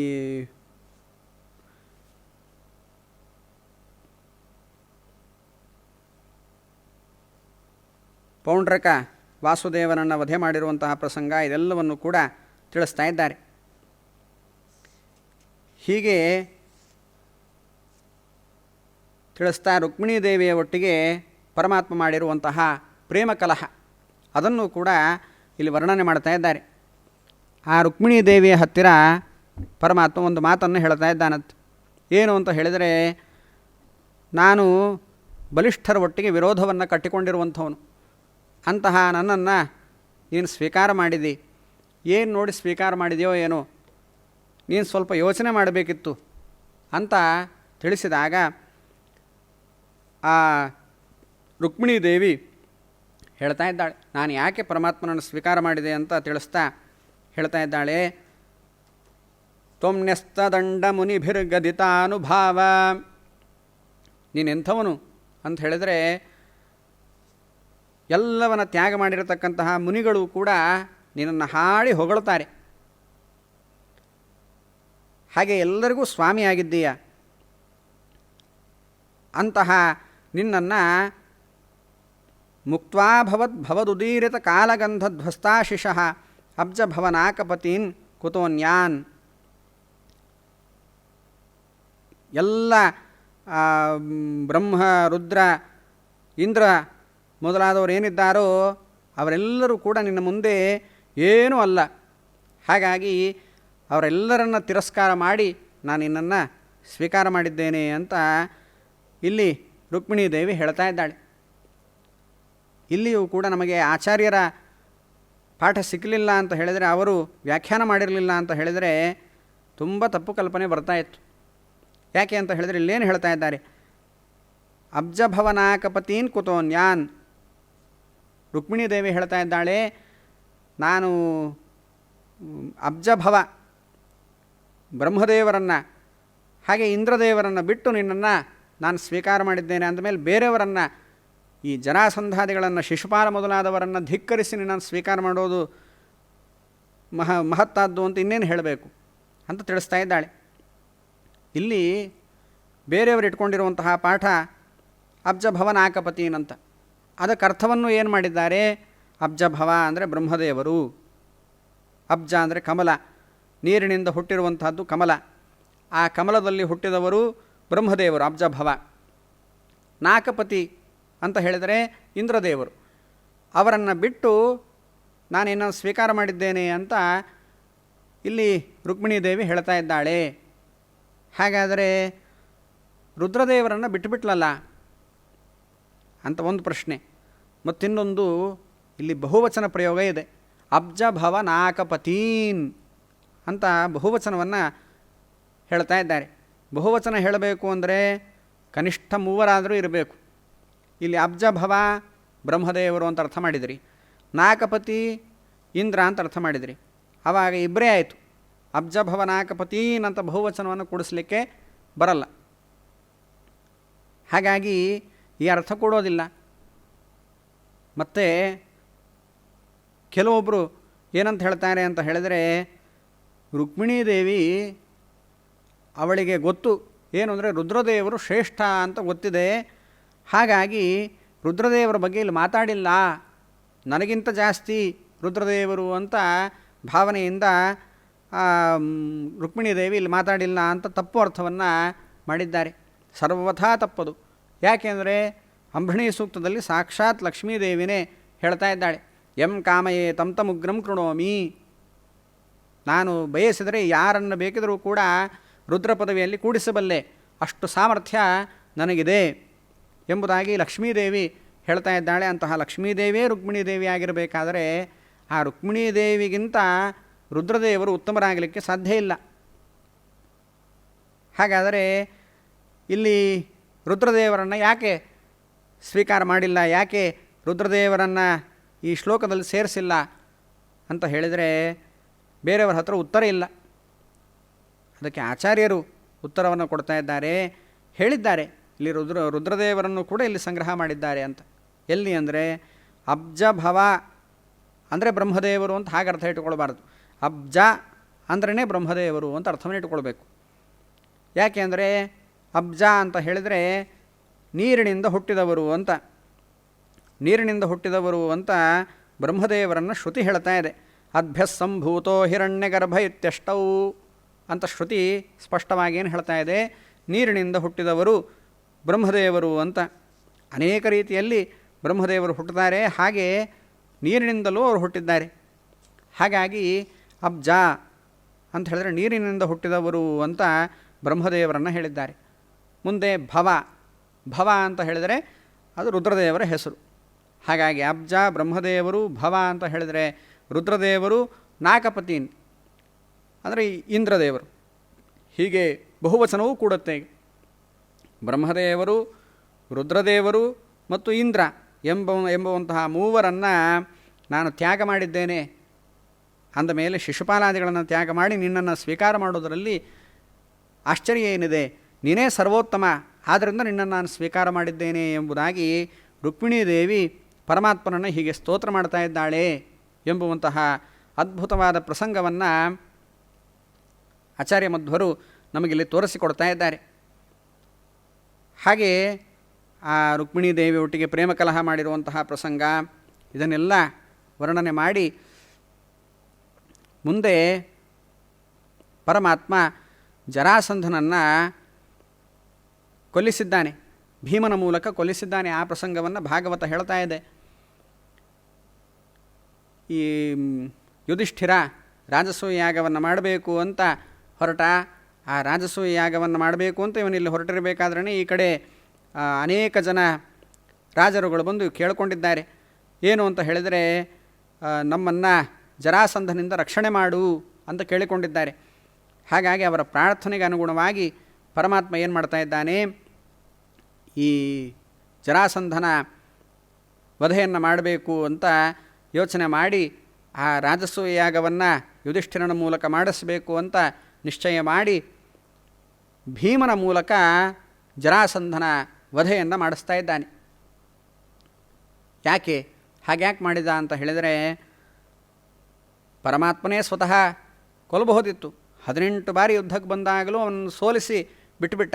ಯಾಕೆ ಹಾಗೆ ಮಾಡಿದ ಅಂತ ಹೇಳಿದರೆ, ಜರಾಸಂಧ ಅವನೇನಾಗಿದ್ದಾನೆ, ಅವನು ಶಿವ ಸರ್ವೋತ್ತಮ ಅಂತ ಹೇಳ್ತಾ ಇದ್ದಾನೆ. ಹಾಗಾಗಿ ಅವನನ್ನು ನಾನು ಕೊಂದುಬಿಟ್ರೆ ಆವಾಗ ಮಹತ್ವ ಗೊತ್ತಾಗಲ್ಲ.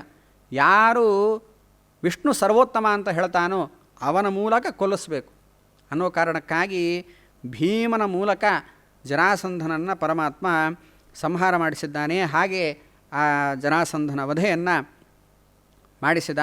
ಮಾಡಿಸಿ ಅವನ ವಶದಲ್ಲಿರತಕ್ಕಂತಹ 20,800 ಜನ ಏನು ಆ ರಾಜರುಗಳಿದ್ದಾರೋ, ಅವನ ವಶದಲ್ಲೇನಿದ್ದಾರೋ ಆ ಎಲ್ಲರನ್ನು ಕೂಡ ಬಿಡಿಸಿದ್ದಾನಂತೆ.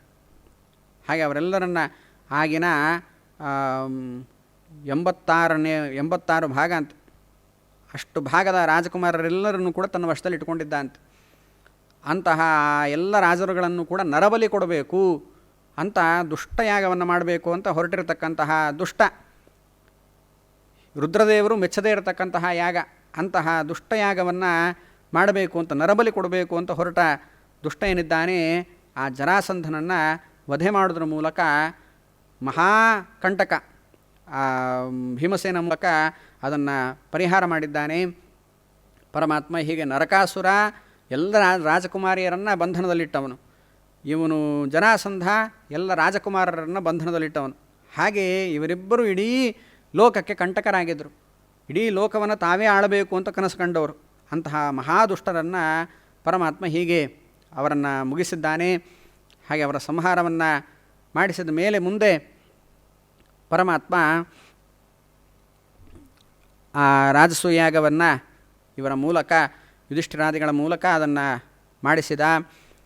ಹಾಗೆ ಮಾಡಿಸಿ ಅಲ್ಲಿ ಆ ರಾಜಸೂಯಾಗದಲ್ಲಿಯೇ ಶಿಶುಪಾಲನ ಸಂಹಾರ ಅದು ನಡೆದಿದೆ.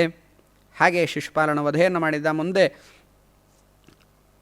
ಪರಮಾತ್ಮ ಈ ಪಾಂಡವರು ರಾಜಸೂಯಾಗವನ್ನು ಮುಗಿಸಿ ಅವರು ವೈಭವದಲ್ಲಿದ್ದಾರೆ. ಅದಾದ ಮೇಲೆ ಮತ್ತೆ ಜೂಜಾಟವನ್ನು ಆಡಿದ್ದಾರೆ. ಆ ಜೂಜಾಟದಿಂದ ಎಲ್ಲವನ್ನು ಕಳೆದುಕೊಂಡಿದ್ದಾರೆ. ಹಾಗೆ ಅವರೆಲ್ಲವನ್ನು ಕೂಡ ಕಳ್ಕೊಂಡು ತಾವು ಏನು ಗತಿಯಿಲ್ಲ ಅಂತ ಹೇಳಿ ವನವಾಸಕ್ಕೆ ಹೋಗಿದ್ದಾರೆ. ಅಂತಹ ವನವಾಸದಲ್ಲಿರ್ತಕ್ಕಂತಹ ಅವರನ್ನು ಪರಮಾತ್ಮ ನೋಡಲಿಕ್ಕೆ ಹೋಗಿದ್ದಾನೆ. ಅವರಿಗೆ ಸಾಂತ್ವನವನ್ನು ಹೇಳಿದ. ಹಾಗೆ ಸಾಂತ್ವನವನ್ನು ಹೇಳಿ ಮುಂದೆ ಇವರು ವನವಾಸದಲ್ಲಿರಬೇಕಾದ್ರೆ ಒಂದು ಪ್ರಸಂಗ ಆಯಿತು ಅಂತ ಭಾಗವತ ವರ್ಣನೆ ಮಾಡ್ತಾ ಇದೆ. ಏನು ಪ್ರಸಂಗ ಅಂತ ಹೇಳಿದರೆ, ಕೃಷ್ಣ ಈ ಎಲ್ಲ ಯದುಕುಮಾರರ ಒಟ್ಟಿಗೆ ಒಂದು ಕಡೆ ಹೋಗಿದ್ದಾನಂತೆ. ಅಲ್ಲಿ ಹೋದಾಗ ಅಲ್ಲಿ ಆ ಒಂದು ಬಾವಿಯಲ್ಲಿ ಇವರು ಇಣುಕಿ ನೋಡಿದ್ದಾರಂತೆ. ಯದುಕುಮಾರರು ನೋಡಿದಾಗ ಅಲ್ಲಿ ಅವ್ರಿಗೊಂದು ಆಶ್ಚರ್ಯ ಕಾಣಿಸ್ತಾ ಇದೆ. ಏನು ಅಂತ ಹೇಳಿದ್ರೆ, ದೊಡ್ಡ ಓತಿಕೇತ, ದೊಡ್ಡ ಬೆಟ್ಟದಂತಹ ಓತಿಕೇತ ಆ ಬಾವಿಯಲ್ಲಿದೆ ಅಂತ ಅದನ್ನು ನೋಡಿದ್ದಾರೆ. ಅದನ್ನು ನೋಡಿ ಅಯ್ಯೋ ಪಾಪ ಇಲ್ಲಿ ಎಷ್ಟು ದಿವಸದಿಂದ ಬಿದ್ದಿದೆಯೋ ಏನೋ ಅಂತ ಹೇಳಿ ಅದನ್ನು ಎತ್ತಬೇಕು ಅಂತ ಪ್ರಯತ್ನ ಪಟ್ಟರಂತೆ. ಅದನ್ನು ಎತ್ತಬೇಕು ಅಂತ ಪ್ರಯತ್ನ ಪಟ್ಟಾಗ ಆಗಲಿಲ್ಲ. ಆಗದೇ ಇದ್ದಾಗ ಆ ಕೃಷ್ಣನನ್ನು ಕರೆದಿದ್ದಾರೆ. ಕೃಷ್ಣ ಬಂದು ತಾನು ಆ ಓತಿಕೇತವನ್ನು ಎತ್ತಬೇಕು ಅಂತ ಹೊರಟಿದ್ದಾನೆ. ಹಾಗೆ ಎತ್ತಬೇಕು ಅಂತ ಹೋದಾಗ ಅವನ ಕರಸ್ಪರ್ಶ ಆಗ್ತಾ ಇದ್ದ ಹಾಗೇ ಆ ಓತಿಕೇತ ಆ ರೂಪವನ್ನು ಬಿಡುತ್ತಂತೆ. ಆ ರೂಪವನ್ನು ತ್ಯಾಗ ಮಾಡಿ ಸುಂದರವಾದ ಆಭರಣಗಳಿಂದ ಕೂಡಿದ್ದಾಗಿ ಒಳ್ಳೆ ದಿವ್ಯ ಅಲಂಕಾರವನ್ನು ಹೊಂದಿ ಶೋಭಾಯಮಾನವಾದ ರೂಪದಿಂದ ಅದು ಕಾಣಿಸ್ಕೊಳ್ತಾ ಇದೆ ಅಂತ. ಒಳ್ಳೆ ದೇಹವನ್ನು, ಪುರುಷ ದೇಹವನ್ನು ಹೊಂದಿ ಅದು ಕಾಣಿಸ್ಕೊಳ್ತಾ ಇದೆ. ಹಾಗೆ ಕಾಣಿಸ್ಕೊಂಡಾಗ ಯಾರು ನೀವು ಅಂತ ಪ್ರಶ್ನೆ ಮಾಡಿದಾಗ ಆ ವ್ಯಕ್ತಿ ಪರಮಾತ್ಮನಿಗೆ ನಮಸ್ಕಾರ ಮಾಡಿ ಹೇಳ್ತಾ ಇದ್ದಾನೆ, ಸ್ವಾಮಿ, ನಾನು ಇಕ್ಷ್ವಾಕುವಿನ ಮಗ ನೃಗ ಎಂಬುದಾಗಿ ನನ್ನ ಹೆಸರು. ನನಗೆ ಇಂತಹ ಓತಿಕೆಯ ಜನ್ಮ ಬಂದಿತ್ತು. ಯಾಕೆ ಅಂತ ಹೇಳಿದರೆ, ನಾನು ಒಂದು ತಪ್ಪನ್ನು ಮಾಡಿದ್ದೇನೆ. ಏನು ತಪ್ಪು ಅಂತ ಹೇಳಿದರೆ, ಬ್ರಹ್ಮಸ್ವವನ್ನು ಅಪಹಾರ ಮಾಡಿದೆ. ಅದು ನಾನು ಮಾಡಿದ ತಪ್ಪು ಅಂತ. ಯಾಕೆ, ಹೇಗಾಯಿತು ಅದು ಅಂತ ಹೇಳಿದರೆ, ಬೇಕಾದಷ್ಟು ದಾನವನ್ನು ಮಾಡ್ತಾ ಇದ್ದಾನಂತೆ. ಯಾಗಗಳನ್ನು ಮಾಡೋದು, ದಾನವನ್ನು ಮಾಡೋದು. ಹಾಗೆ ದಾನವನ್ನು ಮಾಡಬೇಕಾದ್ರೆ ಲಕ್ಷ ಲಕ್ಷಗಟ್ಟಲೆ ಗೋವುಗಳನ್ನು ಒಬ್ಬೊಬ್ಬ ಬ್ರಾಹ್ಮಣರಿಗೆ ದಾನವನ್ನು ಕೊಡ್ತಾ ಇದ್ದ ಅಂತ. ಹಾಗೆ ಕೊಡಬೇಕಾದ್ರೆ ಲಕ್ಷ ಗೋವುಗಳು ಇಲ್ಲಿ, ಲಕ್ಷ ಗೋವುಗಳು ಇಲ್ಲಿ ಅಂತ ಹೀಗೆ ವಿಭಾಗ ಮಾಡಿಕೊಂಡಿದ್ದ ಅಂತ. ಆ ಲಕ್ಷ ಗೋವುಗಳನ್ನು ಒಬ್ಬನಿಗೆ ಕೊಟ್ಟ, ಇನ್ನೊಬ್ಬನಿಗೆ ಕೊಟ್ಟ, ಹೀಗೆ ಬೇಕಾದಷ್ಟು ಜನರಿಗೆ ಗೋವುಗಳನ್ನು ಕೊಡ್ತಾ ಇದ್ದಾನೆ. ಕೊಡಬೇಕಾದ್ರೆ ಮಧ್ಯದಲ್ಲಿ ಒಂದು ಪ್ರಸಂಗ ಆಗೋಯ್ತಂತೆ. ಏನು ಅಂತ ಹೇಳಿದರೆ, ಅವನು ಯಾವ ಲಕ್ಷ ಗೋವುಗಳನ್ನು ಕೊಟ್ಟಿದ್ನೋ ಆ ಗೋವುಗಳ ಮಂದೆಯಿಂದ ಒಂದು ಗೋ ತಪ್ಪಿಸಿಕೊಂಡು ಮತ್ತೊಂದು ಕಡೆ ಹೋಗಿ ಸೇರಿಕೊಳ್ತಂತೆ. ಹಾಗದು ಸೇರಿಕೊಂಡಾಗ ಇವನಿಗೆ ಅದು ಗೊತ್ತಾಗಿಲ್ಲ. ಅದರಿಂದ ಈ ವಿಭಾಗದ ಗೋವುಗಳೆಲ್ಲ ನಿನಗೆ ಅಂತ ಮತ್ತೊಬ್ಬ ಬ್ರಾಹ್ಮಣನಿಗೆ ಕೊಟ್ಟುಬಿಟ್ಟ. ಮೊದಲೇ ಅದನ್ನು ಬೇರೆ ಬ್ರಾಹ್ಮಣನಿಗೆ ಕೊಟ್ಟಿದ್ದ, ಅದು ಬೇರೆ ಕಡೆ ಹೋಗಿ ಸೇರಿದೆ. ಅದು ಅವನಿಗೆ ಗೊತ್ತಾಗಲಿಲ್ಲ. ಅದರಿಂದ ಆ ಗೋವುಗಳನ್ನು ಮತ್ತೊಬ್ಬನಿಗೆ ಕೊಟ್ಟ. ಹಾಗೆ ಕೊಟ್ಟಾಗ ತೊಗೊಂಡ ವ್ಯಕ್ತಿ ಅದನ್ನು ತೊಗೊಂಡು ಹೋಗ್ತಾ ಇದ್ದಾನೆ. ಆ ಎಲ್ಲ ಲಕ್ಷ ಗೋವುಗಳ ಒಟ್ಟಿಗೆ ಇದನ್ನು ತೊಗೊಂಡು ಹೋಗ್ತಾ ಇದ್ದಾನೆ.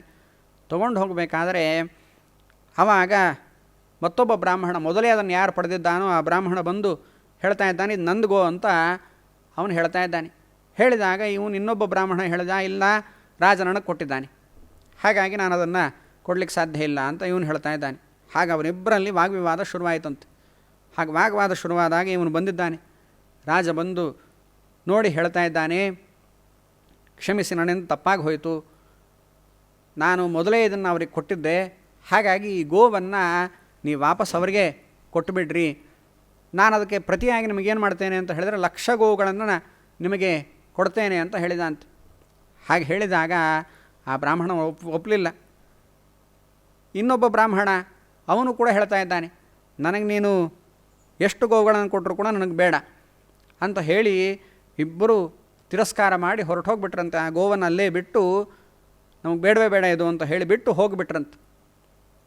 ಹಾಗೆ ಆ ಗೋವನ್ನು ಇವನು ಅಜ್ಞಾನದಿಂದ ಬ್ರಾಹ್ಮಣರಿಗೆ ಕೊಟ್ಟ ಗೋವನ್ನು ಇವನು ಅದನ್ನು ಅಜ್ಞಾನದಿಂದ ವಾಪಸ್ ಪಡೆದಂತೆ ಆಯಿತು. ಹಾಗಾಗಿ ಏನಾಯಿತು, ಇವನು ಮುಂದೆ ತನ್ನ ದೇಹವನ್ನು ತ್ಯಾಗ ಮಾಡಿದಾಗ ಅವನ ಸ್ವರ್ಗಕ್ಕೆ ಹೋಗುವಂತಹ ಉತ್ತಮವಾದ ಗತಿಯನ್ನು ಹೊಂದುವಂತಹ ಭಾಗ್ಯವೂ ಅವನಿಗಿದೆ.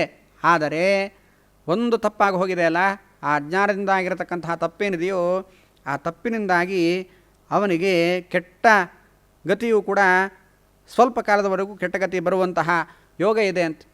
ಹಾಗಾಗಿ ಆ ಯಮದೇವರು ಹೇಳ್ತಾ ಇದ್ದಾರೆ, ಏನನ್ನು ಅನುಭವಿಸ್ತೀಯ ಮೊದಲು ಅಂತ. ನೀನು ಒಳ್ಳೆಯದನ್ನು ಅನುಭವಿಸ್ತೀಯೋ ಕೆಟ್ಟದ್ದನ್ನು ಅನುಭವಿಸ್ತೀಯೋ ಅಂತ ಕೇಳಿದ್ರಂತೆ. ಅದಕ್ಕೆ ಅವನು ಹೇಳ್ತಾ ಇದ್ದಾನೆ, ಕೆಟ್ಟದ್ದನ್ನೇ ಮೊದಲು ಅನುಭವಿಸಿ ಮುಗಿಸ್ಬಿಡ್ತೇನೆ ಅಂತ ಆ ನೃಗ ಮಹಾರಾಜ ಹೇಳಿದ್ದಾನೆ. ಆ ನೃಗ ಮಹಾರಾಜನ ಮಾತಿಗೆ ಅನುಗುಣವಾಗಿ ಕೂಡಲೇ ಅವನು ಆ ಬಾವಿಯಲ್ಲಿ ಆ ಥರ ಓತಿಕೇತದ ರೂಪದಲ್ಲಿ ಬಿದ್ದಿದ್ದಾನೆ ಎಂಬುದಾಗಿ ಹೇಳ್ತಾ ಇದ್ದಾರೆ. ಇಷ್ಟು ಆಗಿದೆ, ನಿನ್ನ ದರ್ಶನದಿಂದ ನಾನಿವತ್ತು ಉದ್ಧಾರ ಆದೆ, ನಿನ್ನ ಸ್ಪರ್ಶದಿಂದ ನಾನು ಉದ್ಧಾರ ಆದೆ ಅಂತ ಹೀಗೆ ನೃಗರಾಜ ಹೇಳ್ತಾ ಇದ್ದಾನಂತೆ. ಇದರಿಂದ ನಾವೇನು ಅರ್ಥ ಮಾಡಿಕೊಳ್ಬೇಕು, ಯಾವ ಕಾರಣಕ್ಕೂ ಕೂಡ ಆ ಬ್ರಹ್ಮಸ್ವವನ್ನು ಅಪಹಾರ ಮಾಡಬಾರದು. ಅವರೇನಾದರೂ ಬರೀ ಅವರ ವಸ್ತುಗಳನ್ನು ಅಪಹಾರ ಮಾಡೋದಲ್ಲ, ಅವರೇನಾದರೂ ಒಳ್ಳೆ ಕೆಲಸವನ್ನು ಮಾಡಿದ್ದಾರೆ ಅಂತ ಹೇಳಿದರೆ ಅದನ್ನು ಹೊಗಳಬೇಕು. ಆದರೆ ಇವತ್ತು ಲೋಕದಲ್ಲಿ ವಿಪರೀತವಾಗಿ ನಡೆಯುತ್ತೆ. ಯಾರು ಉತ್ತಮವಾದ ಶಾಸ್ತ್ರ ಸೇವೆಯನ್ನು ಮಾಡಿರ್ತಾರೋ ಅಂಥವರನ್ನು ತೆಗಳೋದು, ಯಾರು ಏನು ಮಾಡೇ ಇರೋದಿಲ್ವೋ ಇನ್ನೂ ಶಾಸ್ತ್ರಕ್ಕೆ ಅಪಚಾರವನ್ನೇ ಮಾಡಿರ್ತಾರೋ ಅಂಥವರನ್ನು ಹೊಗಳೋದು, ಹೀಗೆ ಸರ್ವಥಾ ಮಾಡಲಿಕ್ಕೆ ಹೋಗಬಾರ್ದು. ಹಾಗೆ ಮಾಡಿಬಿಟ್ರೆ ಅಜ್ಞಾನದಿಂದ ತಪ್ಪು ಮಾಡಿದಾಗಲೇ ಅಷ್ಟು ದೊಡ್ಡ ಅನರ್ಥ ಅವನಿಗೆ ಉಂಟಾಗಿದೆ. ನೃಗರಾಜನಿಗೆ ಅಂದ ಮೇಲೆ ತಿಳಿದು ಯಾರು ಮಹಾನುಭಾವರು ನಮಗೆ ಅತ್ಯಂತ ಉಪಕಾರವನ್ನು, ಶಾಸ್ತ್ರಗಳಿಗೆಲ್ಲ ಒಳ್ಳೆಯ ಅರ್ಥವನ್ನು ಹೇಳಿ ಭಾರೀ ಉಪಕಾರವನ್ನು ಮಾಡಿರ್ತಾರೋ ಅಂತಹ ಜಗತ್ ಸತ್ಯ ಎಂಬುದಾಗೆಲ್ಲ ವರ್ಣನೆ ಮಾಡಿ ನಮ್ಮನ್ನು ಯಾರು ಉದ್ಧಾರ ಮಾಡಿರ್ತಾರೋ, ಪರಮಾತ್ಮನ ಮಹಿಮೆಯನ್ನು ತಿಳಿದುಕೊಳ್ಳಿ ಎಂಬುದಾಗಿ ಯಾರು ಹೇಳಿರ್ತಾರೋ ಅಂಥವರ ವಿರುದ್ಧವಾಗಿ ಸರ್ವಥಾ ಏನನ್ನಾದರೂ ಮಾತಾಡಿಬಿಟ್ರೆ ಅದು ಮಹಾ ಅನರ್ಥಕ್ಕೆ ಕಾರಣವಾಗತ್ತೆ ಎಂಬುವಂಥದ್ದನ್ನು ಕೂಡ ನಾವು ಈ ಕಥಾಭಾಗದಿಂದ ಅರ್ಥ ಮಾಡಿಕೊಳ್ಳಲಿಕ್ಕೆ ಸಾಧ್ಯ ಇದೆ. ಹೀಗೆ ನೃಗರಾಜನ ಕಥೆಯನ್ನು ವರ್ಣನೆ ಮಾಡಿದ್ದಾರೆ. ಮುಂದೆ ಬಲರಾಮದೇವರು ಅವರ ಮಹತ್ವ ಏನು ಎಂಬುದನ್ನು ಕೂಡ ಇಲ್ಲಿ ವರ್ಣನೆ ಮಾಡ್ತಾ ಇದ್ದಾರೆ. ಬಲರಾಮದೇವನ ಮಹತ್ವ ಎಂಥದ್ದು ಅಂತ ಹೇಳಿದರೆ,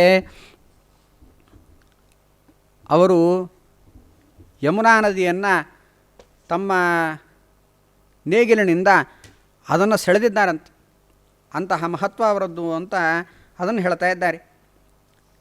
ಇಲ್ಲಿ ನಮಗೊಂದು ಪ್ರಶ್ನೆ ಬರುತ್ತೆ, ಯಾಕೆ ಇದ್ದಕ್ಕಿದ್ದ ಹಾಗೆ ಬಲರಾಮದೇವರ ಮಹತ್ವವನ್ನು ಇಲ್ಲಿ ವರ್ಣನೆ ಮಾಡ್ತಾ ಇದ್ದಾರೆ?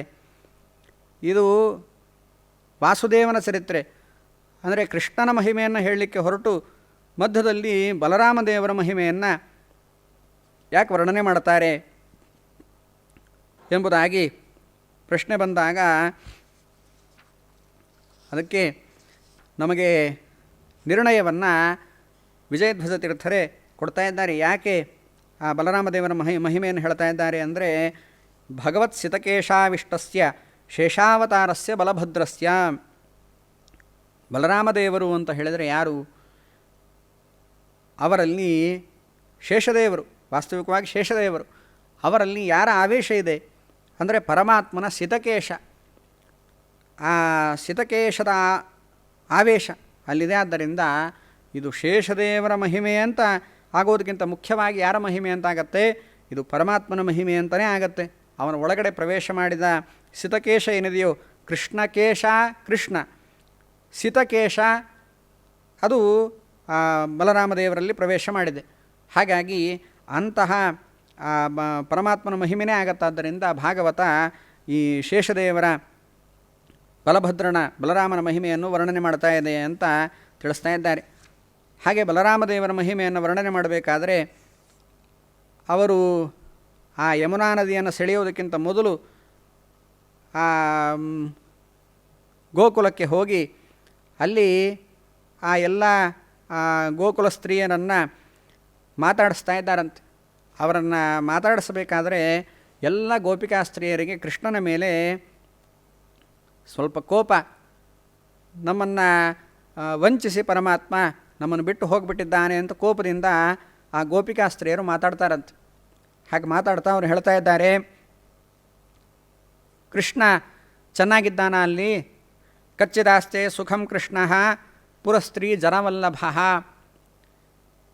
ಆ ಎಲ್ಲ ಪಟ್ಟಣದ ಸ್ತ್ರೀಯರೇನಿದ್ದಾರೋ ಆ ಪಟ್ಟಣದ ಸ್ತ್ರೀಯರಿಗೆ ಪ್ರಿಯನಾಗಿ ಕೃಷ್ಣ ಅಲ್ಲಿ ಸುಖವಾಗಿದ್ದಾನ ಅಂತ ಕೇಳ್ತಾ ಇದ್ದಾರಂತೆ.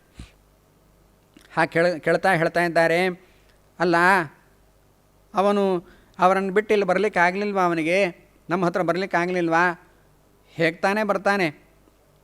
ಯಾಕೆ ಅಂತ ಹೇಳಿದರೆ ಎಲ್ಲರೂ ಕೂಡ ನಮ್ಮಂತೆ ಕೃಷ್ಣನ ಮಾತನ್ನು ನಂಬಿ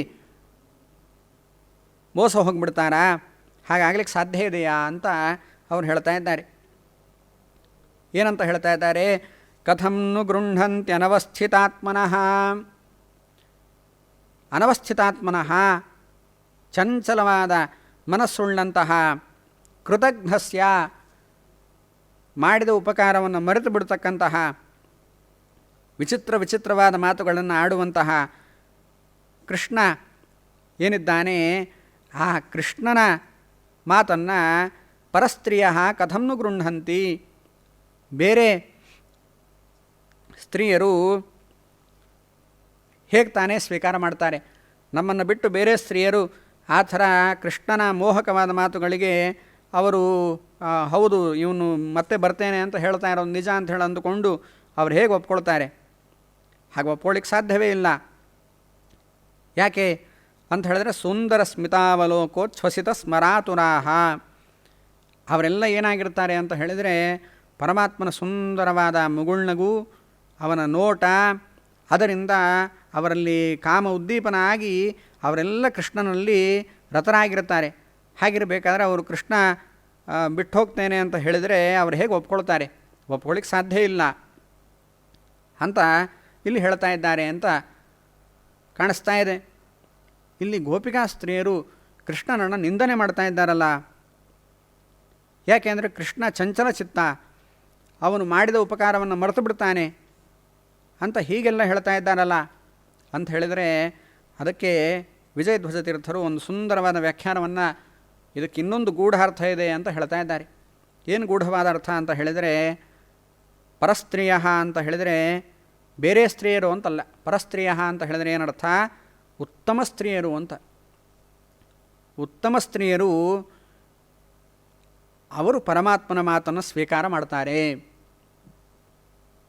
ಅಂತ ಹೇಳ್ತಾ ಇದ್ದಾರೆ ಅಂತ. ಅಂದರೆ ಕೃಷ್ಣ ಹೇಳಿದ ಮಾತನ್ನು ನಾವು ಯಾಕೆ ನಂಬಿದ್ವಿ ಅಂತ ಹೇಳಿದರೆ ನಮಗೆ ಕೃಷ್ಣನ ಮಹತ್ವದ ಜ್ಞಾನ ಇದೆ, ಹಾಗಾಗಿ ನಾವು ಅವನ ಮಾತನ್ನು ಸ್ವೀಕಾರ ಮಾಡಿದ್ದೇವೆ. ಕೃಷ್ಣ ಎಂತಹ ಮಹಾನುಭಾವ ಅಂತ ನಮಗೆ ಗೊತ್ತಿದೆ ಅಂತ ಅದನ್ನು ಅವರು ಇಲ್ಲಿ ಹೇಳ್ತಾ ಇದ್ದಾರೆ ಅಂತ ತೋರಿಸ್ತಾ ಇದ್ದಾರೆ. ಹಾಗಾದರೆ ಕೃತಜ್ಞಸ್ಯ ಅನವಸ್ಥಿತಾತ್ಮನಃ ಈ ಶಬ್ದಗಳಿಗೆ ಏನರ್ಥ ಅಂತ ಹೇಳಿದರೆ, ಅನವಸ್ಥಿತಾತ್ಮನಃ ಅಂತ ಹೇಳಿದರೆ ಚಂಚಲ ಮನಸಃ ಅಂತ ಅರ್ಥ ಅಲ್ಲ. ಮತ್ತಿನ್ನೇನು ಅಂತ ಹೇಳಿದರೆ ಸಂಗರಹಿತಸ್ಯ ಅಂತ ಒಂದರ್ಥ ಅದಿದ್ದರೂ ಕೂಡ ಮುಖ್ಯವಾದ ಅರ್ಥ ಏನು? ಸಂಗರಹಿತಸ್ಯ. ಸಂಗರಹಿತಸ್ಯ ಪರಮಾತ್ಮನಿಗೆ ಯಾವುದರಲ್ಲೂ ಸಂಗ ಇಲ್ಲ, ಅವನಿಗೆಲ್ಲೂ ಸಂಗ ಇಲ್ಲ. ಹಾಗೆ ಸಂಗರಹಿತನಾಗಿದ್ದಾನೆ. ಅನವಸ್ಥಿತಾತ್ಮನಃ ಅಂದರೆ ಸಂಗರಹಿತನಾಗಿದ್ದಾನೆ ಅಂತ ಅರ್ಥ. ಹಾಗೆ ಕೃತಜ್ಞಸ್ಯ ಅಂತ ಹೇಳಿದರೆ ಮಾಡಿದ್ದನ್ನು ಮರೆತು ಬಿಡ್ತಾನೆ, ಮತ್ತೊಬ್ಬರು ಮಾಡಿದ ಉಪಕಾರವನ್ನು ಮರಿತಾನೆ ಅಂತ ಅರ್ಥ ಅಲ್ಲ ಅಂತ. ಮತ್ತಿನ್ನೇನು ಅಂದರೆ ಕೃತಜ್ಞಸ್ಯ ಅಂತ ಹೇಳಿದರೆ, ಕೃತ ಅಂದರೆ ನಾವು ಮಾಡಿದ ಕರ್ಮಗಳು, ಯಾವ್ಯಾವ ನಮ್ಮ ಕೆಟ್ಟ ಕರ್ಮಗಳಿವೆಯೋ ಆ ಎಲ್ಲ ಕರ್ಮಗಳನ್ನು ನಾಶ ಮಾಡ್ತಾನೆ. ಅದನ್ನು ಒಳ್ಳೆಯ ಕರ್ಮ ಇದ್ದರೆ ಸುಖಭೋಗವನ್ನು ಕೊಟ್ಟು ಅದನ್ನು ನಾಶ ಮಾಡ್ತಾನೆ. ಕೆಟ್ಟ ಕರ್ಮ ಇತ್ತು ಅಂತ ಹೇಳಿದರೂ ಕೂಡ ಸ್ವಲ್ಪ ಸಣ್ಣ ದುಃಖವನ್ನು ಕೊಟ್ಟು ಅದನ್ನು ನಾಶ ಮಾಡುವಂಥವನಾಗಿದ್ದಾನೆ. ಇದು ಅವನ ಗುಣವೇ. ನಾವು ಮಾಡಿದ ಕರ್ಮಗಳನ್ನು ನಾಶ ಮಾಡ್ತಾ ಇದ್ದಾನೆ, ಹಾಗೆ ಬಂಧನವನ್ನು ಬಿಡಿಸ್ತಾ ಇದ್ದಾನೆ. ಹೀಗೆ ಪರಮಾತ್ಮ ಕೃತಜ್ಞ ಅಂತ ಕರೆಸ್ಕೊಂಡಿದ್ದಾನೆ. ಅಂತಹ ಪರಮಾತ್ಮನ ಮಾತನ್ನು ವಚಃ ಮುಧಾ ಕಥಂನು ಗೃಹಂತಿ ಅಂತ ಅರ್ಥ. ಈಗ ಮುಧಾ ವಚಃ ಕಥಂನು ಗೃಹಂತಿ ಅಂತಲ್ಲ, ಅಂದರೆ ಸುಳ್ಳಾದ ಮಾತನ್ನು ಅವರು ಹೇಗೆ ಸ್ವೀಕಾರ ಮಾಡ್ತಾರೆ ಅಂತ ಅರ್ಥ ಅಲ್ಲ. ಮತ್ತಿನ್ನೇನು ಅಂದರೆ ಅಂತಹ ಪರಮಾತ್ಮನ ಮಾತನ್ನು ವಚಃ ಮುಧಾ ಕಥಂನು ಗೃಹಂತಿ, ಆ ಆ ಪರಮಾತ್ಮನ ಮಾತನ್ನು ಇದು ಸುಳ್ಳು ಅಂತ ಹೇಗೆ ತಾನೇ ತಿಳ್ಕೊಳ್ಳಿಕ್ಕೆ ಸಾಧ್ಯ? ಯಾಕೆ ಅಂತ ಹೇಳಿದರೆ ಪರಮಾತ್ಮ ಏನಂತ ಹೇಳಿದ? ನಾನು ನಿಮ್ಮೊಟ್ಟಿಗೆ ಇರ್ತೇನೆ ಅಂತ ಹೇಳಿದ್ದಾನಲ್ಲ. ಯಾಕಿಲ್ಲ? ನಮ್ಮೊಟ್ಟಿಗೆ ಪರಮಾತ್ಮ ಇದ್ದಾನೆ. ಯಾಕೆ ಅಂದರೆ ಸುಂದರ ಸ್ಮಿತಾವಲೋಕೋಚ್ಛ್ವಸಿತ ಸ್ಮರಾತುರಾಹ. ನಾವೇನಾಗಿದ್ದೇವೆ? ಪರಮಾತ್ಮನ ಸುಂದರವಾದ ಮುಗುಳ್ನಗು, ಅವನ ನೋಟ ಮತ್ತು ಅವನ ಉಚ್ಛ್ವಸಿತ ಅವನ ಉಸಿರಾಟ, ಅದರ ಸ್ಮರಣ, ಆ ಸ್ಮರಣದಲ್ಲಿಯೇ ನಿರಂತರವಾಗಿ ತೊಡಗಿದ್ದೇವೆ. ಅಂದಮೇಲೆ ಆ ಪರಮಾತ್ಮನ ಧ್ಯಾನದಲ್ಲೇ ನಾವಿದ್ದೇವೆ ಅಂತ ಹೇಳಿದಾಗ ಪರಮಾತ್ಮ ನಮ್ಮನ್ನು ಹೇಗೆ ತಾನೇ ಬಿಟ್ಟು ಹೋಗ್ಲಿಕ್ಕೆ ಸಾಧ್ಯ ಇಲ್ಲ. ಹಾಗಾಗಿ ಪರಮಾತ್ಮನ ಮಾತು ಎಲ್ಲಿ ಸುಳ್ಳಾಯಿತು? ಪರಮಾತ್ಮ ನಿಮ್ಮನ್ನು ನಾನು ಬಿಟ್ಟಿಲ್ಲ ಅಂತ ಏನು ಹೇಳ್ತಾ ಇದ್ದಾನೆ, ಅದು ಎಲ್ಲಿ ಸುಳ್ಳಾಯಿತು? ಅದು ಸತ್ಯವೇ ಆಗಿದೆ. ಹಾಗಾಗಿ ಇಂತಹ ಮಾತನ್ನು ಯಾಕೆ ತಾನೇ ಸ್ವೀಕಾರ ಮಾಡಬಾರ್ದು ಅಂತ ಹೀಗೆ ಉತ್ತಮ ಸ್ತ್ರೀಯರು ಯೋಚನೆ ಮಾಡ್ತಾರೆ ಅಂತ ಇದಕ್ಕೆ ಇನ್ನೊಂದು ಅರ್ಥವೂ ಕೂಡ ಇದೆ ಎಂಬುದಾಗಿ ಹೇಳ್ತಾ ಇದ್ದಾರೆ.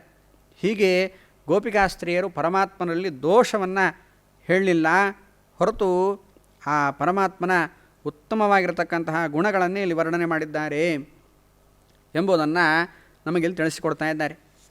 ಹೀಗೆ ಆ ಬಲರಾಮದೇವರು ಆ ಯಮುನಾ ನದಿಯನ್ನು ಸೆಳೆದದ್ದು.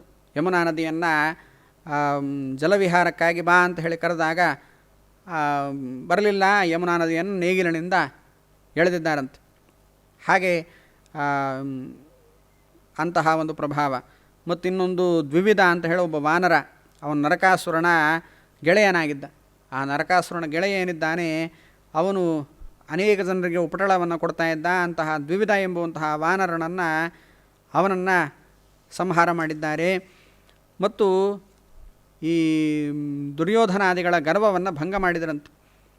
ಯಾವಾಗ ಅಂದರೆ ಆ ಸಾಂಬ ಏನಿದ್ದಾನೆ, ಸಾಂಬ ದುರ್ಯೋಧನನ ಮಗಳು ಲಕ್ಷಣೆಯನ್ನು ತಾನು ಸ್ವಯಂವರದಲ್ಲಿ ಅವಳನ್ನು ಕರೆದುಕೊಂಡು ಬಂದುಬಿಟ್ಟ ಅಂತ. ಹಾಗೆ ಕರೆದುಕೊಂಡು ಬಂದಾಗ ಈ ದುರ್ಯೋಧನಾದಿಗಳು ಆಕ್ರಮಣ ಮಾಡಿದ್ದಾರೆ, ಸಾಂಬನನ್ನು ಬಂಧಿಸಿದ್ದಾರೆ. ಬಂಧಿಸಿದಾಗ ಯಾದವರಿಗೂ ಕೌರವರಿಗೂ ಜಗಳ ಬೇಡ ಅಂತ ಬಲರಾಮದೇವರು ಸಂಧಿಗಾಗಿ ಹೋಗ್ತಾರಂತೆ. ಹಾಗೆ ಸಂಧಿಗಾಗಿ ಹೋದಾಗ ಅವರು ಆ ಹಸ್ತಿನಾಪುರದ ಹೊರಗಡೆ ಒಂದು ಉದ್ಯಾನದಲ್ಲಿ ಅವರಿರಬೇಕಾದ್ರೆ ಎಲ್ಲರೂ ಬಂದು ಸತ್ಕಾರವನ್ನು ಮಾಡ್ತಾರಂತೆ. ಸತ್ಕಾರ ಮಾಡಿ ಆಮೇಲೆ ಬಲರಾಮದೇವರು ಹೇಳ್ತಾರಂತೆ, ಹೀಗೆ ನಮ್ಮ ಸಾಂಬನನ್ನು ನೀವು ಬಿಟ್ಟುಬಿಡ್ರಿ ಅಂತ ತಿಳಿಸಿದಾಗ ಅವರು ಹೇಳ್ತಾ ಇದ್ದಾರೆ, ಈ ಕಾಲು ಚಪ್ಪಲು ಅದಕ್ಕೆ ಎಷ್ಟು ಇದು ಅಹಂಕಾರ ಬಂದುಬಿಟ್ಟಿದೆ, ಅದು ತಲೆ ಮೇಲೆ ಕೂಡಬೇಕು ಅಂತ ನೋಡ್ತಾ ಇದೆ ಅಂತ ಹೀಗೆ ಏನೇನೋ ಮಾತಾಡಿದ್ರಂತೆ. ಹಾಗೆ ಮಾತಾಡಿದಾಗ, ಓಹೋ ಹಾಗಾದರೆ ನೀವು ಕೊಟ್ಟದ್ದನ್ನೇ ನಾವು ಅನುಭವಿಸ್ತಾ ಇದ್ದೇವೆ, ನೀವು ನಮಗೆ ಭಿಕ್ಷೆಯಾಗಿ ಇವೆಲ್ಲವನ್ನು ಕೊಟ್ಟಿದ್ದೀರಿ ಅಂತ ನಿಮ್ಮ ಭಾವನೆಯಾ ಅಂತ ಹೇಳಿ ತಿಳಿಸ್ತಾ, ನಿಮ್ಮ ಅಹಂಕಾರವನ್ನು ಕಳಿತೇನೆ ಅಂತ ಹೇಳಿ ಅವರೆಲ್ಲ ತಮ್ಮ ಹಸ್ತಿನಾವತಿ ಪುರಕ್ಕೆ ಹೋದಾಗ ಆ ಹಸ್ತಿನಾವತಿ ಪುರ ಏನಿದೆಯೋ ಆ ನಗರವನ್ನೇ ಸೆಳೆದು ಗಂಗಾ ನದಿಯಲ್ಲಿ ಹಾಕ್ತೇನೆ ಅಂತ ಸೆಳೆದು ಬಿಟ್ರಂತೆ. ಹಾಗೆ ಸೆಳೆದಾಗ ಆ ಇಡೀ ಹಸ್ತಿನಾಪುರವೇ ಅದು ಯಾವಾಗ ಅದು ನಾವೇ ಅಂತ ಅಲಗಾಡ್ತಾ ಇದೆಯೋ ಆವಾಗ ಹೆದರ್ಕೊಂಡು ಬಂದು ಎಲ್ಲರೂ ಕೂಡ ಆ ಬಲರಾಮದೇವರನ್ನು ಕ್ಷಮೆಯಾಚಿಸಿದ್ದಾರೆ. ಹಾಗೆ ಆ ಸಾಂಬನಿಗೆ ಲಕ್ಷಣಾದೇವಿಯನ್ನು ಕೊಟ್ಟು ಮದುವೆ ಮಾಡಿದ್ದಾರೆ. ಅನೇಕ ಆಭರಣಗಳನ್ನು ಕೊಟ್ಟು ಆ ಮಗಳನ್ನು ಬೀಳ್ಕೊಟ್ಟಿದ್ದಾರೆ ಎಂಬುದಾಗೆಲ್ಲ ವರ್ಣನೆ ಮಾಡ್ತಾ ಇದ್ದಾರೆ. ಹೀಗೆ ಇಂತಹ ಅದ್ಭುತವಾದ ಪರಾಕ್ರಮವನ್ನು ಬಲರಾಮದೇವರು ತೋರಿಸಿದ್ದಾರೆ ಎಂಬುದನ್ನು ವರ್ಣನೆ ಮಾಡಿ ಮುಂದೆ ಆ ಪರಮಾತ್ಮ ತಾನು ಪಾಂಡವರ ಪಕ್ಷದಲ್ಲಿ ನಿಂತು, ಆ ಧರ್ಮದ ಪಕ್ಷದಲ್ಲಿ ನಿಂತು ಈ ಸಮಗ್ರ ದುಷ್ಟರೇನಿದ್ದಾರೋ ಕೌರವರೇನಿದ್ದಾರೋ ಅವರೆಲ್ಲರನ್ನು ಕೂಡ ಸಂಹಾರ ಮಾಡಿಸ್ತಾ ಇದ್ದಾನೆ. ಹಾಗೆ ಸಂಹಾರ ಮಾಡಿಸಿ ಆ ಪಾರ್ಥಸಾರಥಿಯಾಗಿ ನಿಂತು ಅವನೇ ಗೀತೋಪದೇಶಾದಿಗಳನ್ನು ಮಾಡಿ ಅವರೆಲ್ಲರನ್ನೂ ಕೂಡ ಪಾಂಡವರನ್ನು ಉದ್ಧಾರ ಮಾಡಿದ್ದಾನೆ, ದುಷ್ಟರನ್ನು ನಿಗ್ರಹ ಮಾಡಿದ್ದಾನೆ. ಹೀಗೆ ಆ ಪಾಂಡವರನ್ನು ರಾಜ್ಯದಲ್ಲಿ ಪರಮಾತ್ಮ ಕೂಡಿಸ್ತಾ ಇದ್ದಾನೆ ಎಂಬುದಾಗಿ ಇದನ್ನು ವರ್ಣನೆ ಮಾಡ್ತಾ ಇದ್ದಾರೆ. ಹೀಗೆ ಆ ಧರ್ಮಸ್ಥಾಪನವನ್ನು ಪರಮಾತ್ಮ ಮಾಡಿದ ಎಂಬುದನ್ನು ಹೇಳಿ ಮುಂದೆ ಆ ಪರಮಾತ್ಮ ಅನೇಕ ವಿಧವಾಗಿರತಕ್ಕಂತಹ ಯಾಗಗಳನ್ನು ಇವರ ಕೈಯಲ್ಲಿ ಪಾಂಡವರ ಕೈಯಲ್ಲಿ ಮಾಡಿಸ್ತಾ ಇದ್ದಾನೆ ಎಂಬುದನ್ನು ತಿಳಿಸ್ತಾ ಇದ್ದಾರೆ. ಹೀಗೆ ಮಾಡ್ತಾ ಪರಮಾತ್ಮ ದ್ವಾರಕೆಯಲ್ಲಿ ತನ್ನ ವೈಭವದಿಂದ ತಾನು ಮೆರೀತಾ ಇದ್ದಾನೆ ಎಂಬುದನ್ನು ವರ್ಣನೆ ಮಾಡ್ತಾ ಈ ಥರ ದಶಮಸ್ಕಂಧವನ್ನು ಶುಕಾಚಾರ್ಯರು ಪರಮಾತ್ಮನಿಗೆ ಸಮರ್ಪಣೆ ಮಾಡ್ತಾ ಇದ್ದಾರೆ. ಇಂತಹ ಉತ್ತಮವಾಗಿರತಕ್ಕಂತಹ ದಶಮಸ್ಕಂಧದ ಭಾಗವನ್ನು ವಿಜಯಧ್ವಜ ತೀರ್ಥರ ಆರಾಧನಾ ನಿಮಿತ್ತವಾಗಿ ಯಥಾಮತಿ ಹೇಳಿದ್ದರಿಂದ ಆ ವಿಜಯಧ್ವಜ ತೀರ್ಥಾದಿ ಸಮಸ್ತ ಗುರುವಂತರ್ಗತ ಭಾರತೀಯ ರಮಣ ಮುಖ್ಯ ಪ್ರಾಣಾಂತರ್ಗತ ಶ್ರೀಕೃಷ್ಣ ಪ್ರಸನ್ನನಾಗಲಿ ಎಂಬುದಾಗಿ ಪ್ರಾರ್ಥನೆ ಮಾಡ್ತಾ ಎಲ್ಲರಿಗೂ ಕೂಡ ಜ್ಞಾನಭಕ್ತಿ ವೈರಾಗ್ಯಾದಿಗಳನ್ನು ಪರಮಾತ್ಮ ಅನುಗ್ರಹ ಮಾಡಲಿ ಅಂತ ಪ್ರಾರ್ಥನೆ ಮಾಡ್ತಾ ಈ ಕರ್ಮವನ್ನು ಪರಮಾತ್ಮನಿಗೆ ಅರ್ಪಣೆ ಮಾಡ್ತೇನೆ. ಶ್ರೀಕೃಷ್ಣಾರ್ಪಣಮಸ್ತು.